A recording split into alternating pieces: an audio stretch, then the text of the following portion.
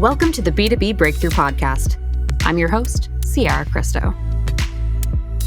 I knew I wanted the plant-based, right? I knew I wanted the material. So I actually sourced all of the materials and then went to a factory and asked them to make it. Where most people would start, like the factory usually sources everything. So if you're going to make 1,000 shoes, they're buying the materials exactly for 1,000 shoes. And my model was very different because my whole point was pick your cone, pick your flavor. So my flavor is going to go across all the different cones. So I wasn't looking at it as this particular SKU needs this particular material. So I was very cognizantly choosing the different flavors that I wanted that had the good, solid, sustainable ingredients.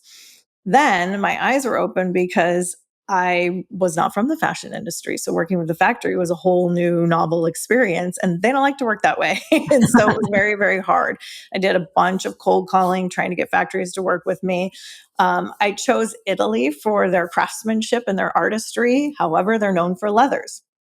So I would contact people and ask them if they would work with me in my plant-based leathers. They're like, no, but we have this other leather if you want to work with us. So I started getting people to work with me. And so I actually did some homework on recycled leathers.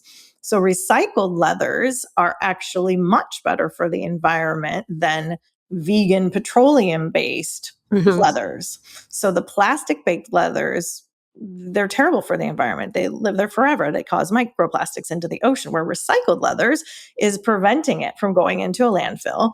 Most people that are using recycled leathers are also part of a sustainable practice. So they use low chemicals, less water. And so when I learned that, I started picking up a few new flavors in recycled leathers, which opened the door to get some of these factories to work with me. They're like, okay, she's going to use some leather. So some of it's like, a little bit of a give and take, but as long as I did my homework and it was still adhering to my brand standards, I was okay with that. But it was very, very difficult to get particular factories to work with me. And I had to start with some small ones and get a couple prototypes, and they weren't good enough.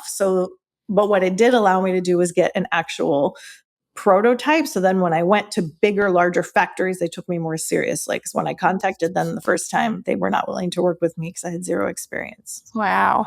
So it took many, many years of give and take, small factory, small batch, go to the next one that I felt could do the job and scale with me.